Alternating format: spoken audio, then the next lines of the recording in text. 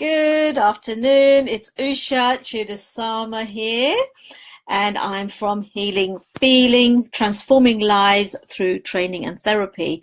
Now, in this video, what I want to talk about is what is your inner child and how can you embrace your inner child? I've done a few posts recently about this, and there's been quite a lot of interest. So I thought I would come on because there's been quite a variety of replies that come back, and it's quite confusing. So I thought I might talk about that today. So I'm a child and adult psychotherapist, speaker and author of the best-selling book, Your Happy Child, 10 Steps to Raising a Happy Child. And I'm really absolutely passionate about helping parents to empower their children whilst at the same time healing their own inner child through the experience of parenthood. And this is also another reason why I wanted to talk about the inner child. So what do I mean when I'm working with parents? How do I help them to heal their inner child? How do I help them to embrace their inner child? So first of all, what I wanted to do was talk about what I mean by the inner child, and I would give you my explanation of what I mean by the inner child and what I mean about it through the experience of parenthood. And you know, how can, like I said, how can parents embrace their own inner child? So what is the inner child? Well, the truth is that there is no perfect answer to what that is. But my perspective is that, I'll go into that. But what I did was I asked a few people about what they thought the inner child was. And these are what people have said. So Rajani Sharma said, maybe our inner child is our natural feelings. And actually, if you're watching, thank you so much for coming on live here. Thanks, Aurel and Lena. Thanks for coming on. What do you think is your inner child? And if you could start to share this out, that would be great. So, so some people, this is what Joy Chris has said. I think inner child is our deep thoughts and emotions. Helen Golding said, maybe it's who we once were. I'm just reading from here. When we feel insecure and fearful or need comfort, we resort back to our inner child. Maybe it's also a safety mechanism. Now, I'm going to touch on all of these points as well. So these are other people's ideas and explanations of what they think the inner child means. So Deb Shalcom, who is also my colleague and great friend, who's a great psychotherapist living out in France, and she said, from a therapist perspective, I think the meaning of inner child depends on the other person's own life experiences. Dissociation and intellectualizing, for example, come to mind. And generally, she said, when she starts working with people, she doesn't use those terms, but she uses different terms, which is what I do as well. And those are also dissociation. Intellectualizing is a coping strategy. I'll go into that maybe later on, see how we go with time. Sonal Jetwa, she said, our subconscious, she thinks the inner child is our subconscious inner feelings. And Lisa says, well, I can feel what you mean, but I'm struggling to put it into words. So hopefully today's broadcast will give you a better idea. Hi, Caroline. Thank you for joining. And Anita, thank you so much for joining. What we're doing is talking about what I mean by the term inner child, because one of the things I'm passionate about is helping parents to help their children, empower their children, but also work on their own inner child stuff through the experience of parenthood. And so I'm explaining what I mean by the inner child. So first of all, we all have an inner child, and the inner child is the emotional part of us It's a part of our own mind that has been affected by an event or a series of events during our childhood, specifically through the formative years. And what I mean by that is between the ages of 6 years old and 9 years old. But sometimes, it happens before that and also a little bit after that. And this is why I love doing the preventative work with primary age children, so that, they don't end up coming to my therapy rooms when in their 20s, 30s, 40s, 50s, even 70s. Some people are holding on to the emotional things, emotional baggage from past, and that's holding them back. That's not helping them to move forward in life. Thanks, Maria and Kaki, so much for joining. So, for example, I was working with an 8-year-old girl, and she witnessed her alcoholic parents fighting repeatedly, and she believed that this was a normal way of life. Now, remember that she would have been growing up with feelings and experiences of a household where she's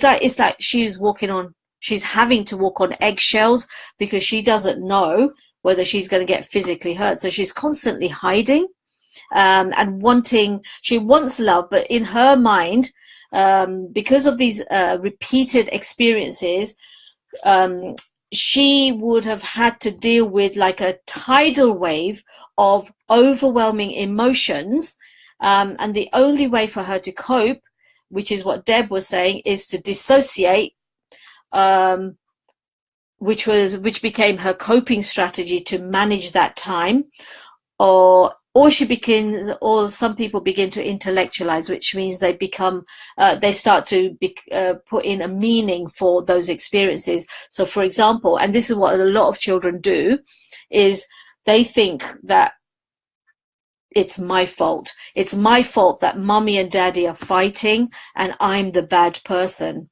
And so that then becomes an ingrained belief and a stuck belief.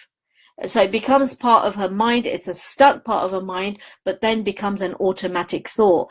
And this is what I think Sonal was talking about when she said it becomes our subconscious internal feelings. And yes, these automatic beliefs then become part of our subconscious. And then it's really hard to be able to dislodge that, I mean. So that automatic thought for this little girl became, love means being beaten up. So with that kind of a belief, now remember, this belief is part of an emotional part of her inner child stuff that is stuck. And when this happens over and over again, attracts situations and experiences to her that makes her belief seem true. Remember, that is only an emotional belief that happened as a child, and it doesn't. So the thing is, when people have these beliefs in their adulthood, they know that, I mean, logically, and they can rationalize that this is stupid to think in this way, but they can't dislodge that. So this child, the girl that I'm talking about, you can imagine the kind of relationships that she would get into, because she would constantly attract men who would abuse her. And the thing is that in my psychotherapy room, I see clients, adult clients, parents who have this belief. So and when I'm talking about helping parents to parent their children and also reparent their own inner child, this is the kind of work I do. So I help them to recognize, first of all, that this is part of her inner child belief that they may have grown up with, and then show them how to, well, actually not show them how to, but there is a process that I go through with them. And it has to be done with a professional therapist. I mean, there are self-help books and things out there, but actually it's more powerful when you're doing it with somebody, because you're actually helping them to see this inner child belief from a third perspective, from a different perspective, to help them to overcome that. So partly what I do is I help them through the therapy work to dislodge that belief, dislodge it. What I mean by that is to recognize that that is a part of them, and it's not sabotaging them, but it's actually highlighting for them that this is an issue that they need to work on. So once they embrace that inner child part of them, they can change their belief to a more updated belief, a more adult belief about what relationships should look like. And then I go away, I help them to go away and do some homework around how they can embrace their inner child. So I put on a Facebook post, I think, or Instagram post, or Twitter post, or probably all three, around what they can say. So, you know, one of the things I do with children is I do mirror work, which is, and adults, by the way, they get a mirror and look at themselves in the eyes, in their own eyes, give themselves eye contact and say positive things to them. So basically the things that their parents should have said to them at the time when they were going through these hugely emotional experiences. So that's the kind of work I do when I'm with my clients. So specifically, when I'm working with parents, so for example, this 8-year-old girl came to see me with her mother, and I helped the mother to recognize that actually part of your child's problem is the way that she behaves in the household. So I help her with strategies to change the way she speaks to her child, the way she thinks with her child, and the kinds of things she does with her child. And obviously the child that I saw, this 8-year-old, had huge anxiety problems, which was affecting her in school, affecting her academic ability, and it was stopping her being the lovely little girl that she actually was. Anyway, over a period of about, I think it was about 6 months, and what I mean by 6 months, I mean, if you look at 6 months, what's that? 3, 6, 9. 6 months is about 12 sessions. Was that 12 hours of your time? In about 12 hours, I was able, although that's 3 months actually, so 3 months, and she was able to actually turn her life around to the point where the mother was able to unlodge or dislodge some of the inner child stuff that she was holding on to, and the little girl, I helped her to go through exercises, helped her to realize that actually some of her worries and things could be changed. So basically she was 8 years old, but she was already starting to have inner child beliefs, which we were able to deal with now, so that it prevented her from growing up with those beliefs. Oh, I don't know if I made any sense there. I sorry, but I just went into a into a little bit of a world of my own. So I hope that did make sense. If it did, then great, give me a thumbs up. If not, please just go on to the broadcast and just ask any questions, and I'm really happy to elaborate on that.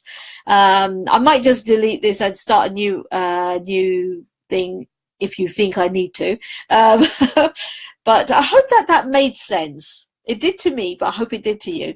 So I'm Usha Chudasama from Healing, Feeling, Transforming Lives. And this is what I mean by transforming lives, because that by dealing with the inner child stuff, you can actually transform your life.